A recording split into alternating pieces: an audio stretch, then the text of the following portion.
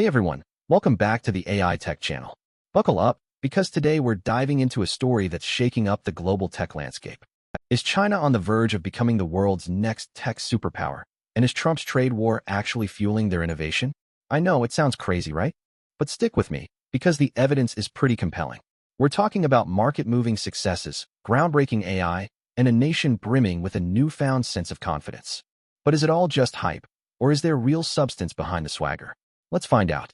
CNN recently reported that confidence has been the unofficial buzzword at China's Two Sessions meetings.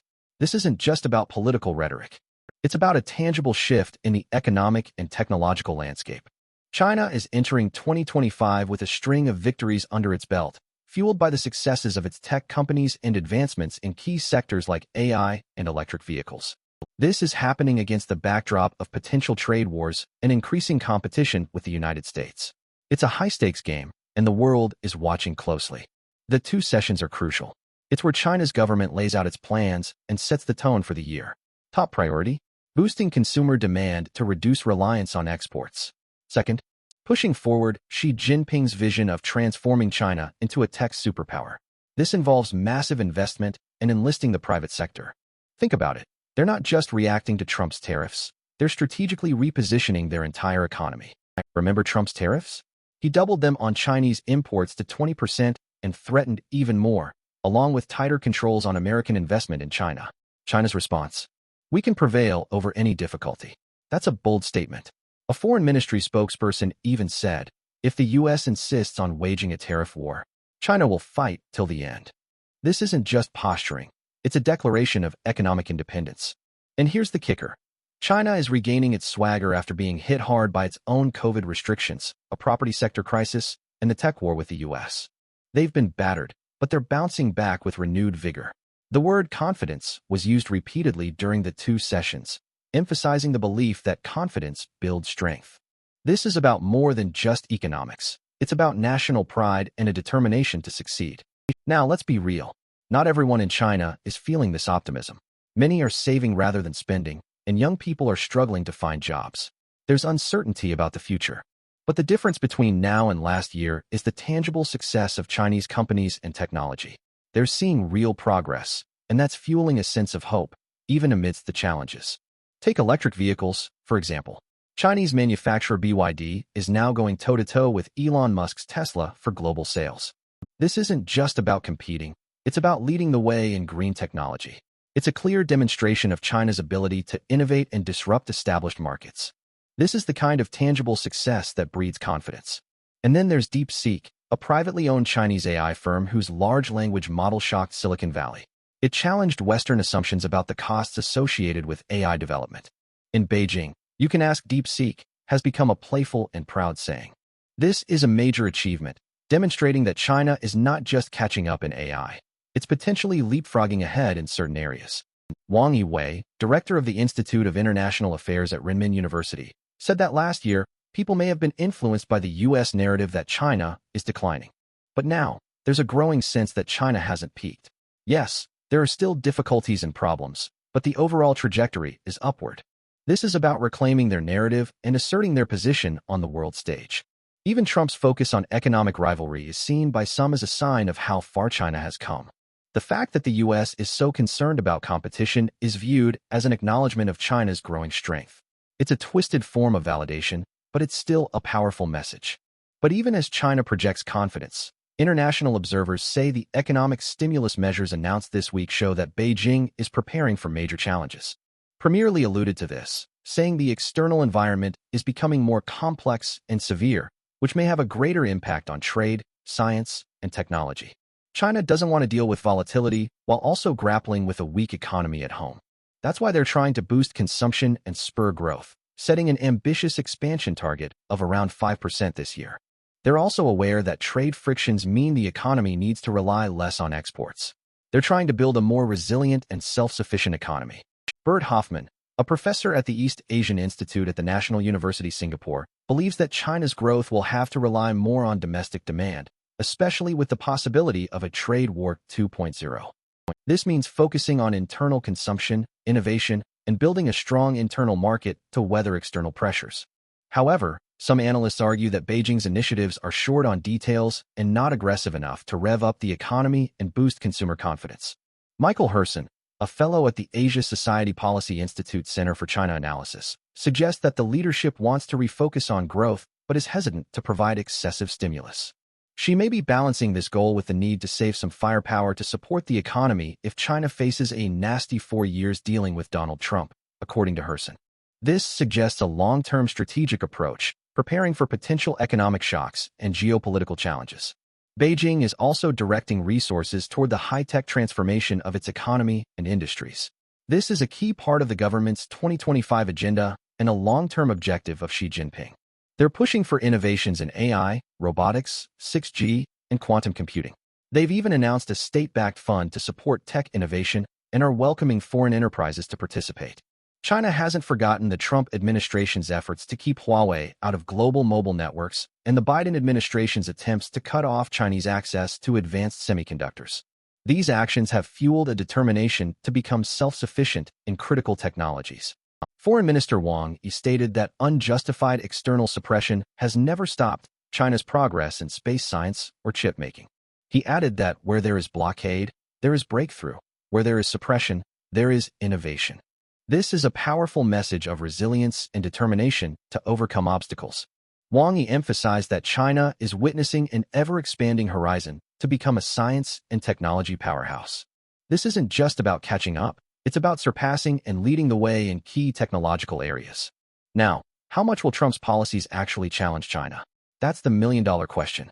He hasn't yet implemented the 60% or more tariffs he threatened during his campaign. But his focus on other areas, like reshaping U.S. global leadership, could indirectly impact China. There are potential risks for Beijing and Trump's shakeup of global alliances. For example, a Washington-Moscow rapprochement could pull Xi away from Putin, his closest ally.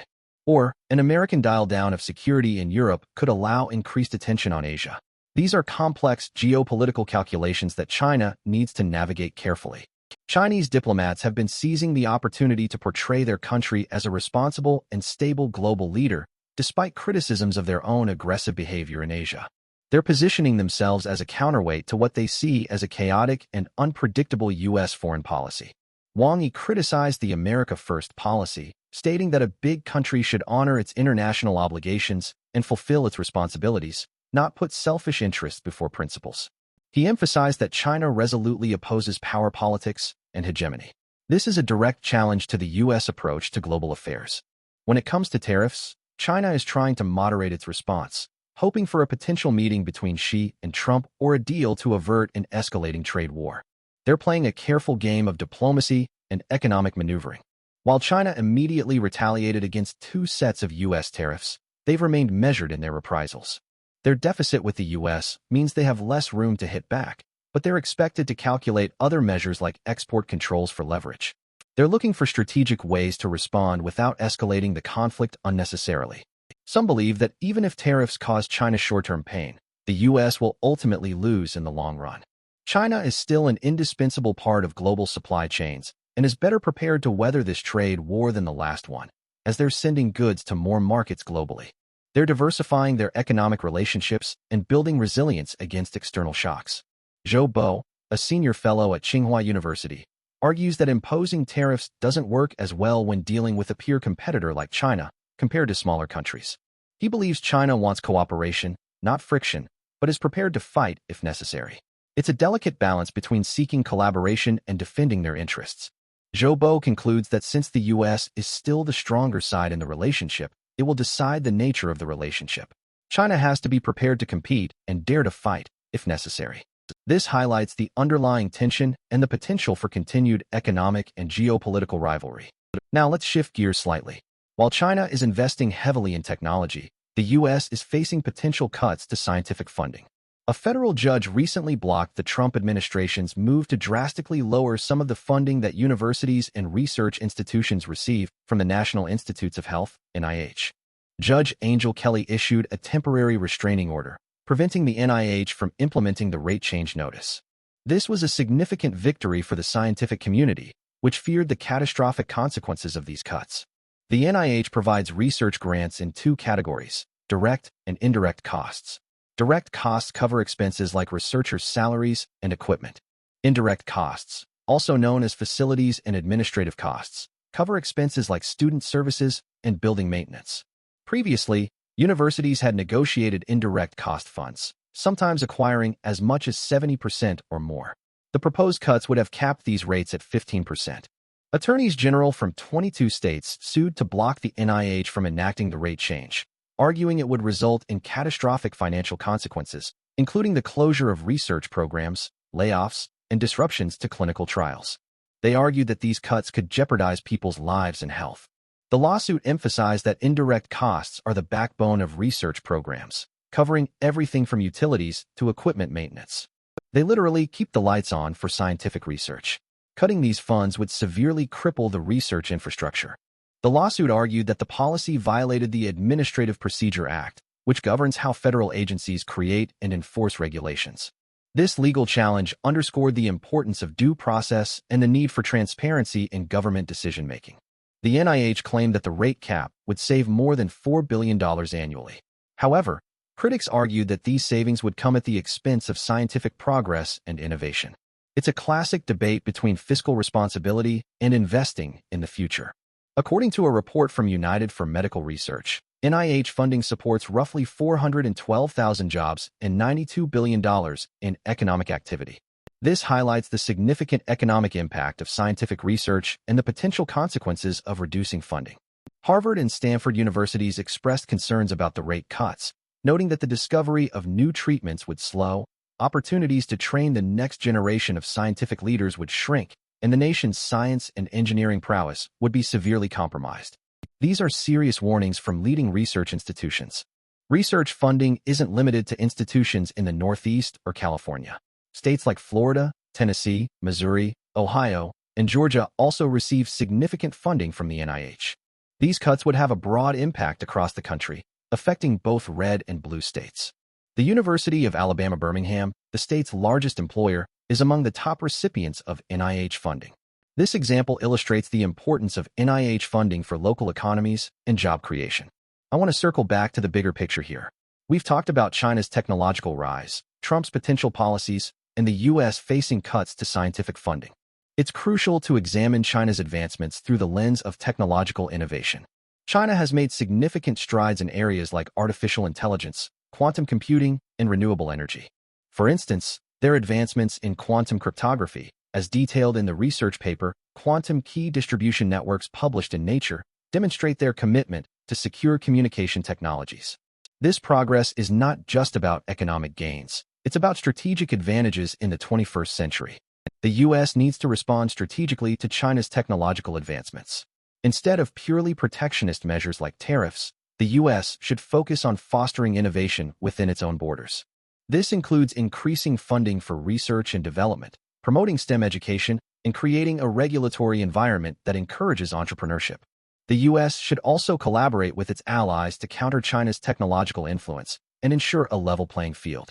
So, what does all this mean for the future? Is China destined to become the world's next tech superpower? Is Trump's trade war actually helping them achieve that goal? The answer is complex and uncertain. But one thing is clear. The global tech landscape is shifting, and the stakes are incredibly high. The U.S. needs to adapt and compete effectively to maintain its leadership position. And China needs to navigate the challenges of economic growth and geopolitical rivalry to fulfill its ambitions. Here's the big question I want you to think about. Are we witnessing a new era of technological competition, or are there opportunities for collaboration and mutual benefit? Let me know your thoughts in the comments below. I'm really curious to hear what you think. And if you found this video informative, please give it a like and subscribe to the channel for more in-depth analysis of the latest tech trends. Thanks for watching.